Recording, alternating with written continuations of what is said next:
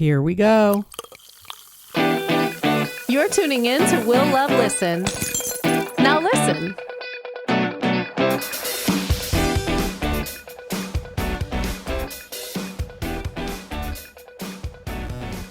Hey, Jackie. Hi, how are you? Good. How are you? I'm good. First off, it's a pleasure to speak with you. Thank you for joining me today. I have to say, I've not been this excited for a Housewives book since Brandi Glanville's Drinking and Tweeting, and that was like a decade ago. Oh my goodness, that's amazing to hear. Thank you.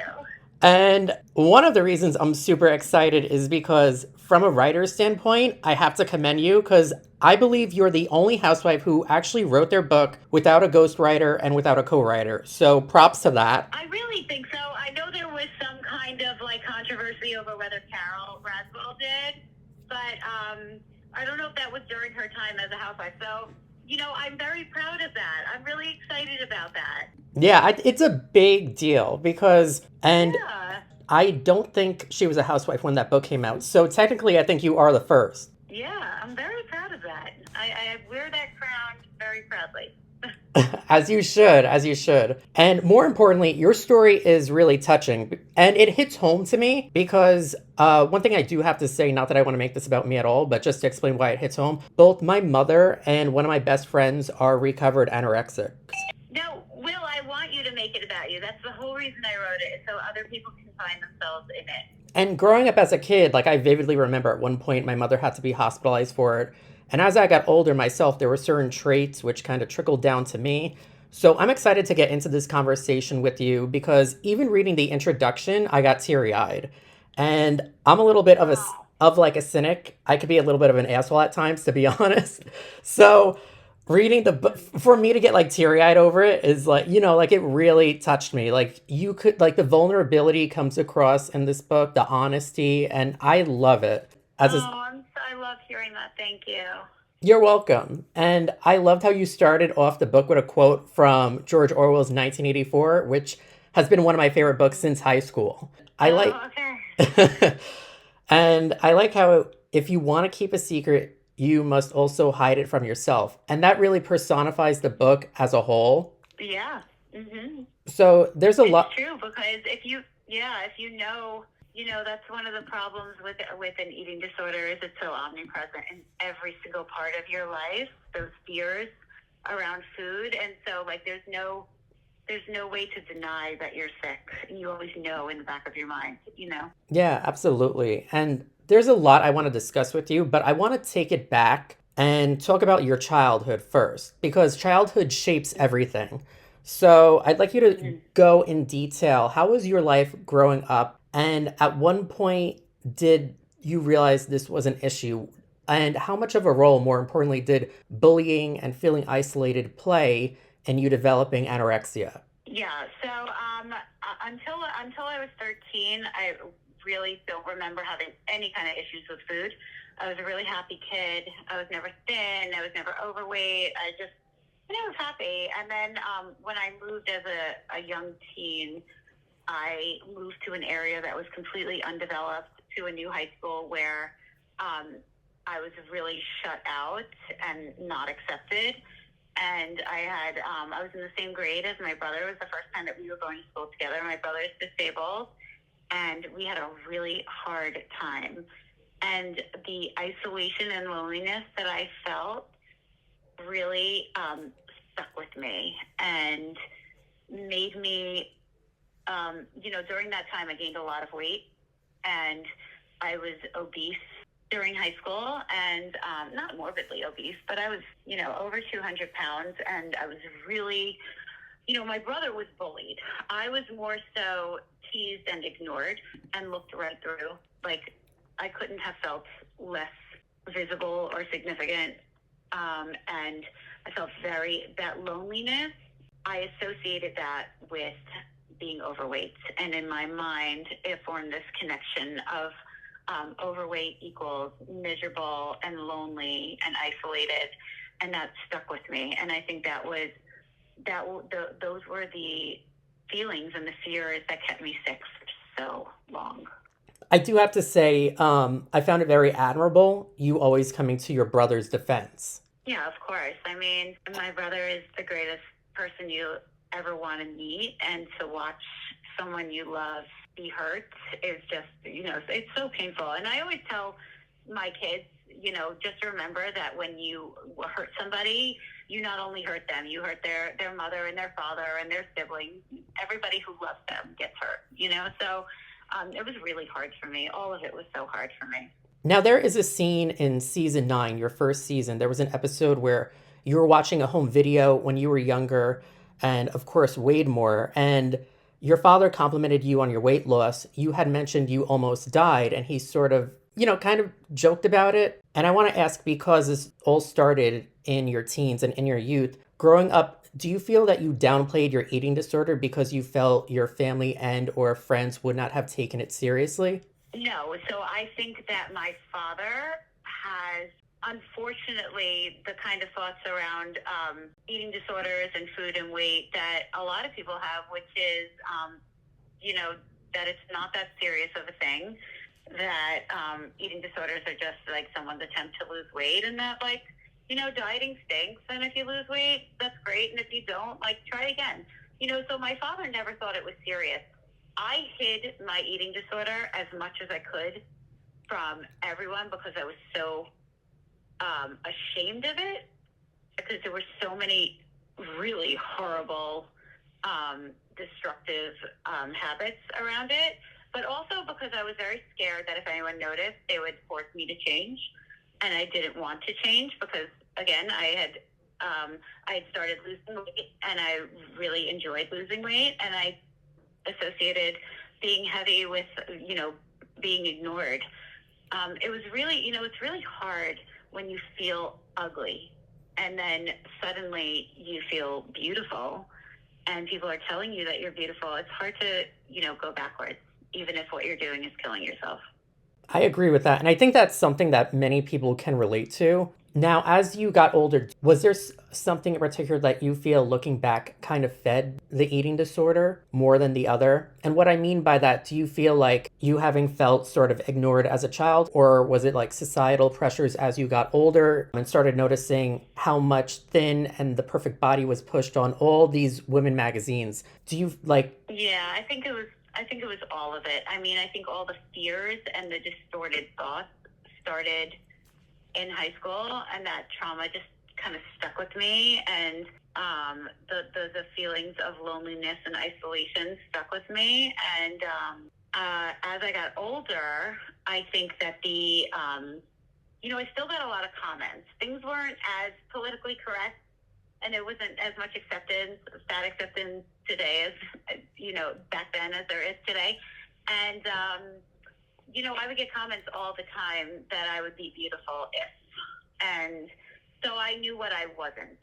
And I think the positive reinforcement I got when I started to lose weight, even though it was through such unhealthy means, was it just reinforced everything. It just made me want to go harder, And then all of a sudden, this is why eating disorders are so dangerous. Well, one of the reasons is you just wake up one day and you're like, God, I've just spiraled so far into this, I don't even know how to begin digging myself out. As time went on, did you always recognize it was a problem, or the more weight you lost, did that sort of justify it in your mind? Yeah, I didn't even let my mind go to, I have a problem, until more recent years. But I knew I had a problem, but I denied that it was a problem that I needed to imminently handle. I thought that it was an unhealthy way of living, but a sustainable way. I kind of felt like you could manage it. Yeah, like I could like the things that were happening to my body weren't things that would kill me, and it was worth it to be thin. Like all the health issues that I had, I felt like were health issues that wouldn't kill me, so that I could keep going. And I didn't know some of the health issues that I had at the time, of course, but I really rationalized away any concerns that I had. I knew it wasn't healthy, and I knew that I wasn't enjoying my life the way I was supposed to, but I didn't let myself think hard enough about what that might be doing to me, because I didn't I wasn't ready to stop. When did the extreme calorie counting, at what age did that come into play? Well, my obsession with counting started with Weight Watchers. They taught me how to, and I don't know what Weight Watchers is like today, so I'm not, trying to destroy Weight Watchers, but back in the 90s, they used a method called Quick Start, and it really was like a starvation diet. It was maybe like 900 calories a day or 1,000. And it taught me how to look at food as, it got rid of food as something that, is used for like enjoyment or like, it got rid of all of that, and it made food into a game, mathematical equation of, how to maximize your intake for the least amount of calories or points or exchanges. And that's how I started thinking about food, and it never stopped. So my calculating started then, but the real extreme journaling of every calorie started at about 26 years old. And from there, it only increased. It was just so bad. Yeah, I mean, the journaling started out like hardcore, like every calorie was calculated, so it couldn't really get much worse. It actually got a little better because I had to throw away my food scales, so I couldn't exactly calculate, exactly how much I was eating, but I was still tracking everything. So, I mean, it started bad and it just stayed bad. And I'm talking, 18 years, every day for 18 years. I think there's a picture of it in the book of like a little of some of my food. There was about one a year of the journal and just like thousands of Post-it notes all over the place. Wow. It sort of became, would you say that it sort of became your life and that you were almost competing with yourself? My eating disorder controlled my life, and I compartmentalized parts of my life so that I could have, real joy. And I found real joy in my relationships with my children, with my husband, my friends. But my eating disorder controlled everything. So it was just always there. I mean, like, I could go on vacation and have a good time, but the eating disorder controlled my schedule. It controlled where we went on vacation, how long we would go for. I mean, it was always there. It was always there running the show, unfortunately. Can you go in depth with how it affected you trying to conceive as well as your pregnancies? Yeah. I mean, so I don't know how TMI you are on this show, but I lost my period when I was like 20 in my, I went off the pill. I had a period because I was still on birth control. And then when I went off birth control to get pregnant, I never got my period back. And I have never had my period since. Wow. So it's been, since I'm 30 years old, since I'm 30 years old. Right. So, I didn't ovulate and didn't have my period and I had like no estrogen in my body. And those were all due to my eating disorder, my anorexia. So I single-handedly destroyed my fertility with my eating disorder. And I went through many, many rounds of IVF. And on my first round, I got pregnant with twins. And on my fifth round, I got pregnant with twins. So that's how I had two sets of twins, which obviously I don't regret. They're the light of my life. But I did make things very difficult for myself. And luckily there's IVF, but that was not an easy journey, and that was very scary. And I was anorexic while I was pregnant, which was horrible. And those are the, when people ask me if it was hard to write this book, those are the parts that are hard, is acknowledging all the harm that I did to people I love. Acknowledging the harm I did to myself is one thing, but acknowledging the harm that I did to people who had to, who were helpless in this, like my children or my husband who loved me and had to stand by and watch me kill myself, those are the hard parts to acknowledge. That is rough, but God bless your family because everyone's healthy. Yeah. That is rough. I'm sorry you went through all of that. No, listen, it served a greater purpose, right? I mean, all these terrible things that I had in my head for so long are now, living a second life in this beautiful book that's going to help people. So it's, I can't say that I would change anything. In your relationships, of course, I include like your husband, Evan, in this, but even prior to that, anyone you were involved with, did they start to pick up on your habits or question everything? Or were you really good at sort of keeping it under the radar? I think if you look look hard enough, you could definitely tell. My friends knew, but it's hard to say something to somebody when you're not sure what to say, So people knew and didn't say anything because I never even let it be a broachable topic. But I was so embarrassed by my habits that I remember one night I was out to dinner with a group of girls, and I went to write down what I was eating, and I thought I was doing it very discreetly. And one of the girls at the table, and I don't put this in the book, but one of the girls at the table goes, "You're always writing shit down on a Post-it note. What are you writing? Are you writing about your food? Why are you always writing shit down on a Post-it note?" And I was so embarrassed, and I just remember thinking to myself, like, oh God, like, I don't know what to do. Like, I was so embarrassed. God, there was so much shame, and I think every time I felt that, crippling shame around it, I became even more resolved to hide everything and to live with all these secrets, So it made it even harder to be honest about it, which is why I stayed sick for so long. God, there was so much shame. There is so much shame because no one talks about it, Yeah. And it's almost as though, like, when people do start to pick up on it, the shame forces you to suppress it even more.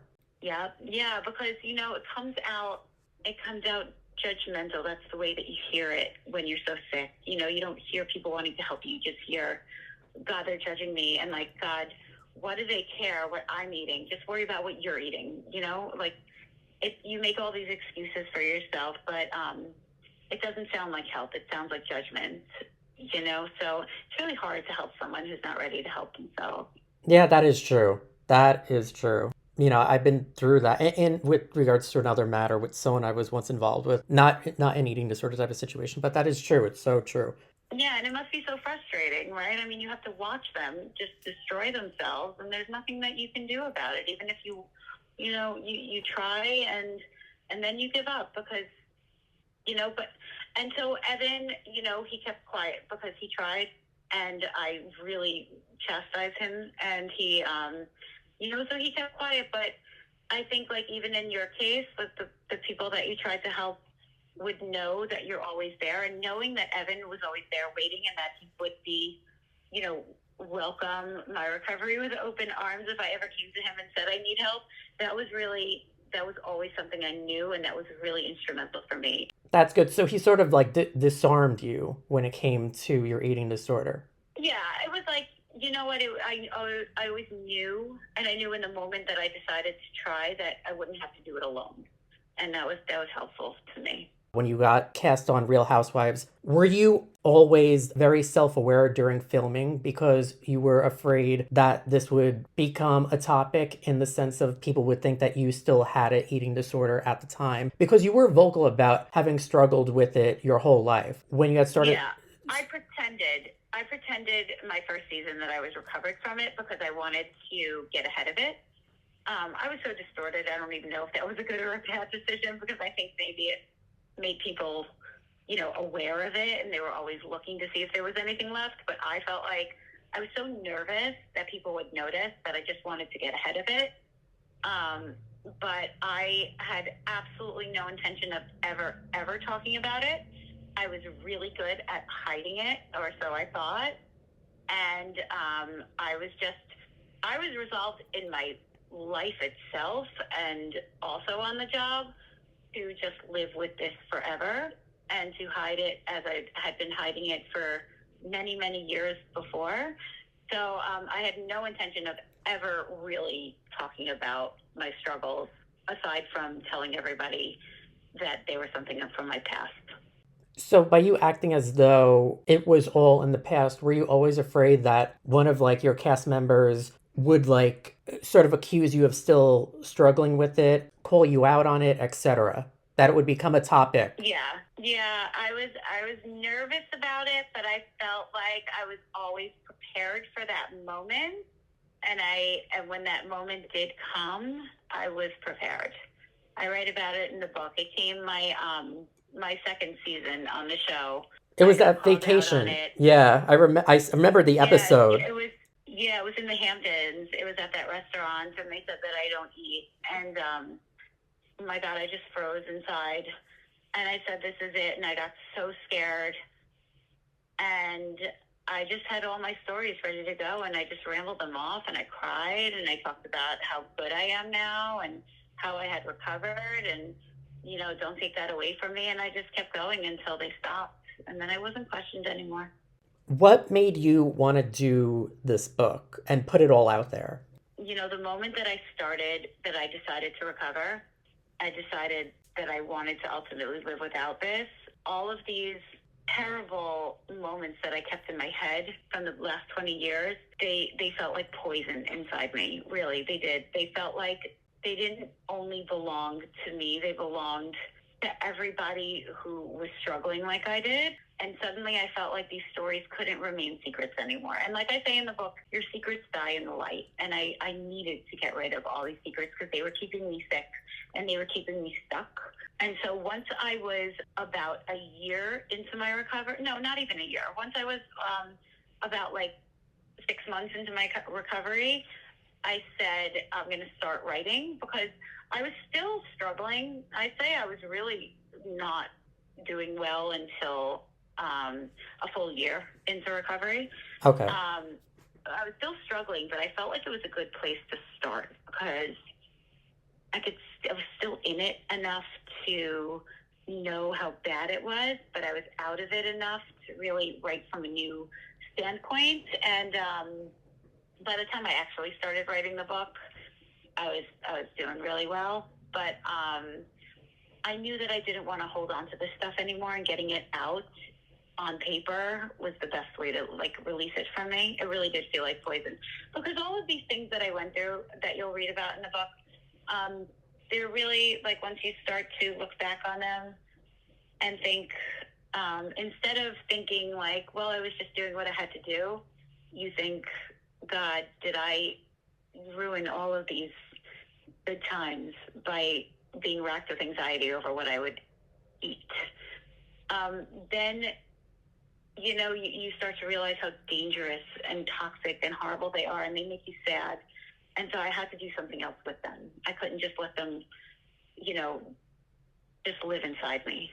Of course. I mean, spiritually, it's almost like a cleanse, and it has to be such a cathartic experience. Yeah, and I didn't know if the book would come out good, and I know it's my book, but objectively, I think it's unbelievable. I really do. I think it's so good, and I don't think there's anyone in the public eye speaking about eating disorders like this. So I really do hope that all these stories, that people find themselves in them, or say, oh my God, someone I love does that, or even if anything that you have, if you struggle with alcohol, you struggle with drugs or anything, it's a story really about just losing your way and spiraling into something toxic and living there, and about how it just destroys you, and then the miracle of finding your way out.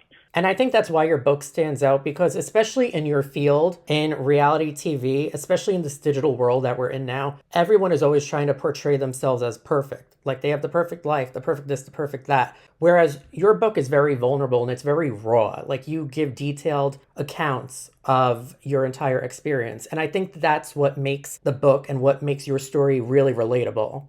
Even if someone didn't struggle with an eating disorder, like you said, they could relate to it if they had any sort of other type of addiction.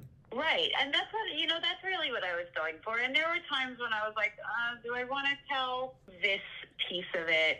And then I did, because you really, unless you get really vulnerable, you're not doing justice to how horrible this disease is.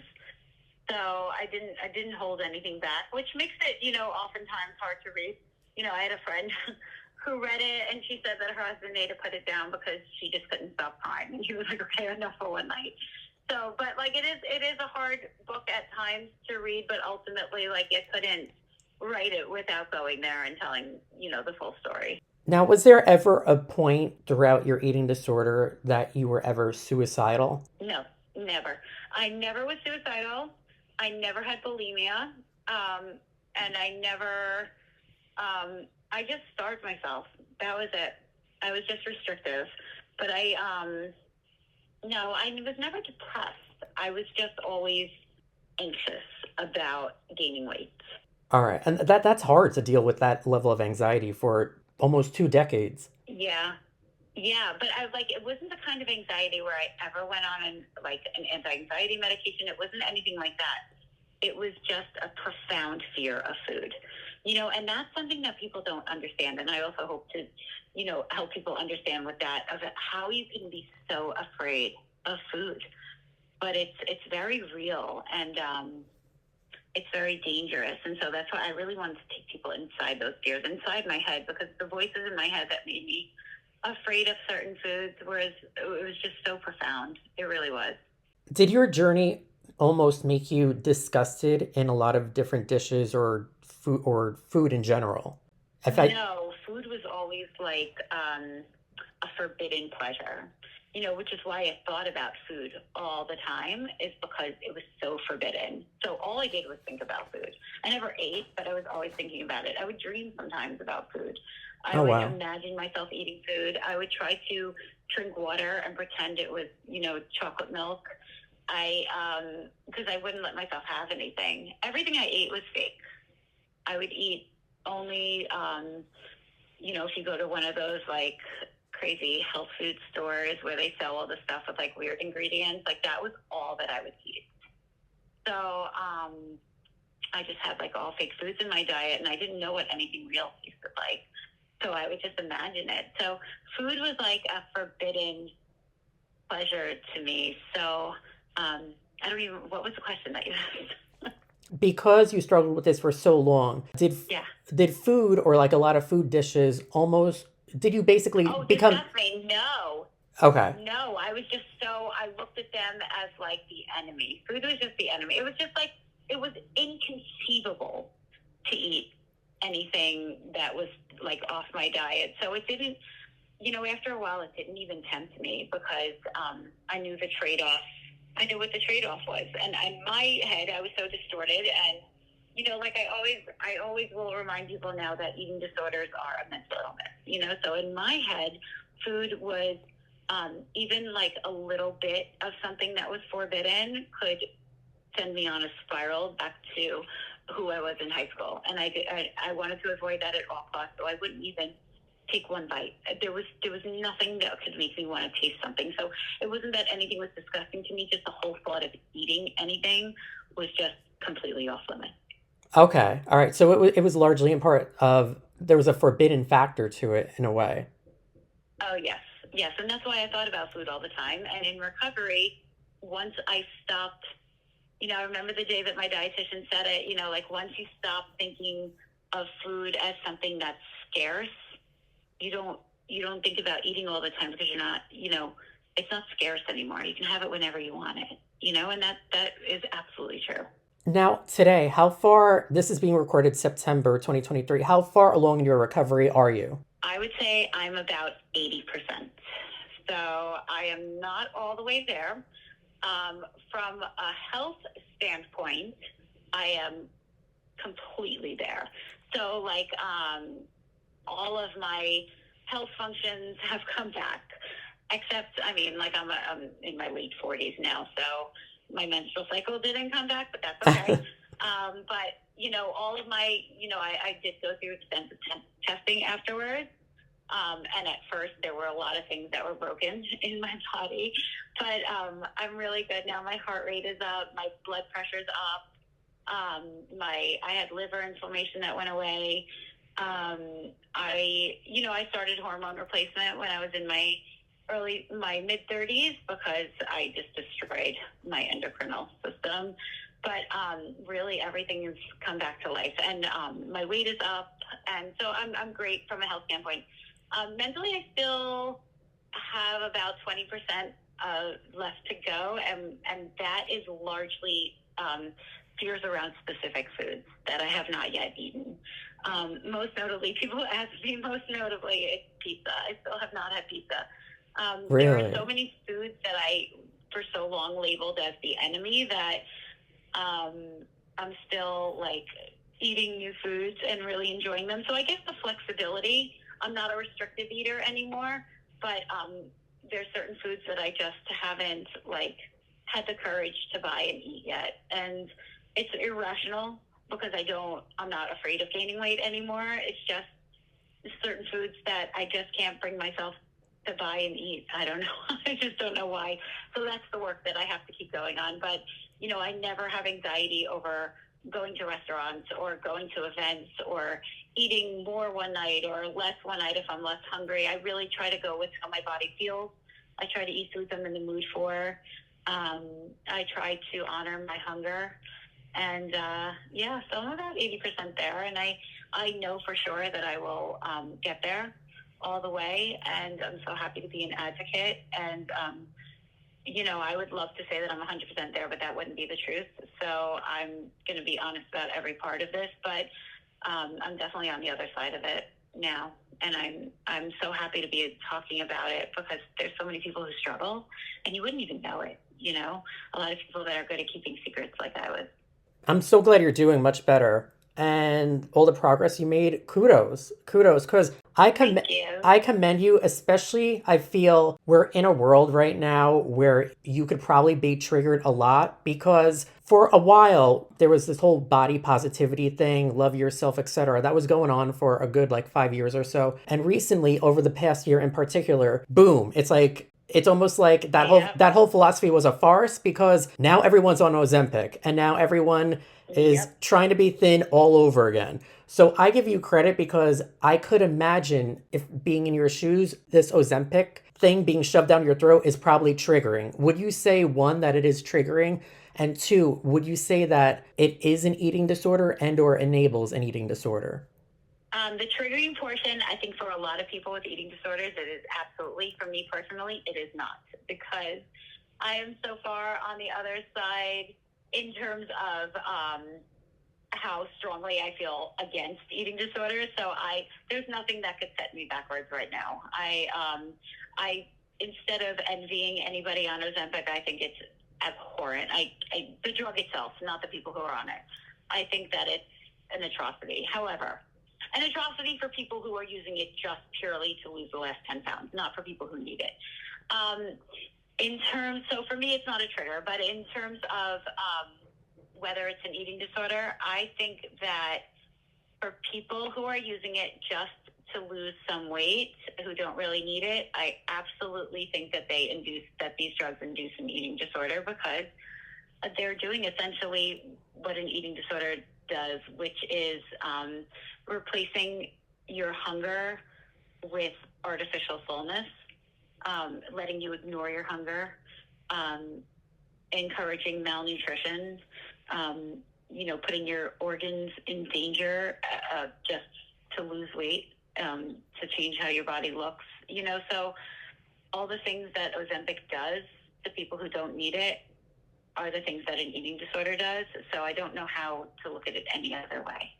And it's really sad to me. Okay, well, I'm glad that you're not triggered by it. And the fact that you're not triggered by it kind of proves how far along you are in your recovery. So props to that. Yes, but I will say that it did throw me for a little bit of a loop because one of the things that I always knew prior to Ozempic was that if I recovered, I'd be coming back into a world where a lot of the people closest to me really knew how to enjoy food and not worry about it. And now some of those people are on Ozempic, so I didn't come back into that world. And that was a little unexpected for me. So as I got, bigger, and I'm not saying that I'm a big girl because I still probably people would look at me and think that I'm slim. So, but as I did gain weight and get bigger, a lot of people around me got smaller. So that was a little bit of a plot twist for me, but I'm not triggered by it and I'm not envious of it at all. That's good. That's good. I'm so glad about that. And I honestly agree with everything you say. I feel like it enables an eating disorder. I feel like if you're doing it just to get thin, which a lot of people are, that's why there was a shortage of it earlier this year. I recall reading about that. Mm-hmm. It's just people are developing eating disorders because of it. And no one ever discusses the plethora of side effects that come along with taking it when you're not taking it because you need it, Yeah. Well, I mean, I think that's a matter of time, because there are not many long-term studies on this stuff. So, I don't wish for anybody to get sick. So I hope that there are not side effects that end up coming out. But I can't, we've had this before. There's been these magic cures these weight loss drugs in the past, and nothing's really worked out. So we'll see. Remains to be seen. Now, people send in questions, and I mean, I feel this is a bit of a redundant question, but I'll ask it anyway just because it's worded differently. Is the fact that most of your co-stars are probably on Ozempic has caused you to like have a talk with them, or has this topic come up between you and your co-stars, or is it just like out of sight, out of mind, it's your business? It only came up one time. So I'm not here to shame anybody for doing what they feel is necessary for themselves. That's not my place. It's not my place to second guess anyone's medical decisions that they make between them and their doctors. But there was a night that I went out to dinner with two co-stars who are on Ozempic, and no one was eating their food, and I was, was on my second glass of wine, and I just I vented, and I said, how uncomfortable it is for me to be the only one eating at this table. And I think both of them got really defensive and uncomfortable with that conversation, so it stopped. But it was, it definitely was eye-opening to me how people do not want to be second-guessed. They don't want to talk about it. And, it reminded me of how I was. I didn't want to talk about it, and I didn't want anyone second-guessing me, so I knew to stop. And, it was something that I realized in that moment that I had to be okay with, because people weren't going to change just because I didn't like it, So I never broached the topic again, because it's really, if I don't like it, that's on me. It's not on anyone else to stop using a drug because I don't like them using it. So I didn't talk about it with them anymore, but I've certainly been vocal in general on how I feel about these diet drugs. That has to be such an interesting position to be in, because it's sort of like the roles are reversing. It's like now you're on the other side. I actually feel really fortunate that Ozempic didn't come out sooner, because I think if it had come out while I was still struggling with anorexia, I might have gone on it just so that I could starve without the pain, because the hunger was always the hardest part for me. So if I could starve without the pain, then that would have taken away a whole element of how hard it was to be anorexic. So I also am grateful that it wasn't out when I was a kid, because I think I would have been on it at 13 years old, Yeah, of course. And especially now, like all these kids are like starting stuff early. So yeah. I do know some people who have their children on it. Oh my God, that is so messed up. Well, I mean, I just hope it's not here to stay, but we'll see. Now, I know you're currently filming the current season, and I know you probably can't talk much about it, but do topics like this come up, and will like the process of you writing your book and certain topics we discussed today be covered on this upcoming new season? So far, I don't think Ozempic has come up on the season, but certainly the book is on the season. Yeah, I mean, I was finished writing it by the time we started filming, but the book definitely comes up on the season a lot. Oh, good. That's awesome. Are you going to have like a launch party for it? I'm not sure yet, just because it's so, busy between like the book tour and filming the show. But some parts of, I think there might be part of the book tour on the show. We'll see. I mean, a lot of things get filmed that don't actually make it, but I do believe that you'll see part of the book tour on the show. I don't know about a book party, but I mean, that's definitely a possibility also. Oh, that's awesome. Well, I mean, I hope we get to see it, and I hope they include it, because I know those producers are annoying with that type of stuff. And then I just have some like light questions. Like I wanted to cover all of that, but like some people send in some like different questions and stuff. What are some of your favorite hangouts in Bergen County? Obviously, that comes from someone who's local. Oh, Alex. Well, I mean, I'm a Jersey girl, so I love the mall. I love Garden State Plaza. It's my favorite mall. Hangouts. I have my favorite restaurants. I love Verona in Norwood. I love Demora in Norwood also. I love downtown Englewood. It's great. Let's see. Hangouts. I love so I took up boxing because I wanted to stop with my like hardcore just running regimen. And I love that. I go to a gym in Teaneck that's like a real boxing gym called Different Breed. And they're fantastic there. I don't know. I love Jersey. I'm a Jersey girl. I really could stay in Jersey the rest of my life. Oh, that's awesome. And that boxing gym, that sounds interesting because I used to box. I boxed like 10 years ago. I used to love it. It was like cathartic, but then I injured my hand. But Oh, no. yeah, I did. I actually had to Yeah, have it's really surgery fun. on it. But like that's all healed and stuff. So I was thinking about getting back into it. And Yeah, it's great. that's so funny. I love downtown Anglewood. I like Sophia because I feel like Sophia is like the only. Oh, yeah, a great bar. A great bar I feel like that's the only one that there. stays open late during the week because it's hard to find like Yeah. a good like restaurant bar that's nice that stays open late during the week. You know what I mean? Yeah, I love it there. It's really good.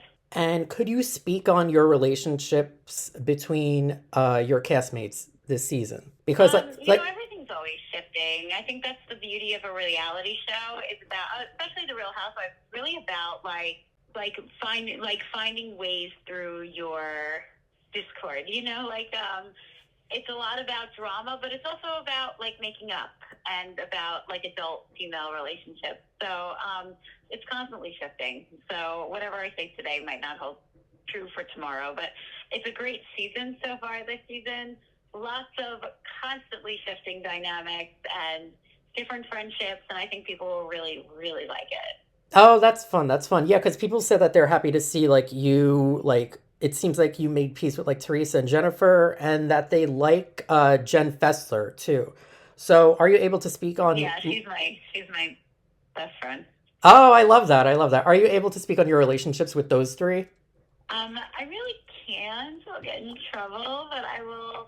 I'll just say what I've been saying all along is like, the process of recovery really showed me how to let go of past trauma and learn from it and grow from it and move on from it. And in the process of moving on from it, I've been able to really open myself up to new experiences and new relationships. Oh, that's good. That's good. I'm glad. I'm happy about that. And then I got one more casting question. I'll just ask it anyway. What's your relationship like with the new girls? I think they mean Danielle and Rachel, and then like the new ones that are filming. I did see they were testing some people, but Good. I mean, yeah, I like everybody. I am in a good place with everyone. I'm totally fine. I'm a friend of, so I don't have to get like too deep into drama. So I have no problem with anyone. The new girls are all great. oh, that's good. That's good. This has been a fun interview. Thanks for being so Yeah, open. great. Yeah, No, thank you so much for thinking of me and for taking the time. yeah. I mean, I was really excited about this book from the get-go because I think I even commented on your post. I'm like, oh, kudos for being like the only housewife that actually wrote their book or some shit. And then once I learned more about the book, I'm like, this kind of hits home because of like growing up in the experience with my mother. And then like a best friend of mine is also a recovered anorexic. So I felt like it's a topic that people don't really discuss out of shame, like you mentioned. So I definitely wanted to give it light. So kudos to that. And it's always nice to speak to a local housewife. Where are you located? I live in Maywood. I'm right by the mall, Garden State. Oh, okay. All right. Yeah. Well, it was so nice getting to know you. Yeah, yeah. It's been nice getting to know you, and hopefully we cross paths one day because you seem like so cool. Yeah. Yeah, for sure. I would love that. Well, stay in touch. Thank you so much. Yeah, definitely. Thank you again. I appreciate it. Okay, talk to you soon. You too. Have a great day. Bye. Bye.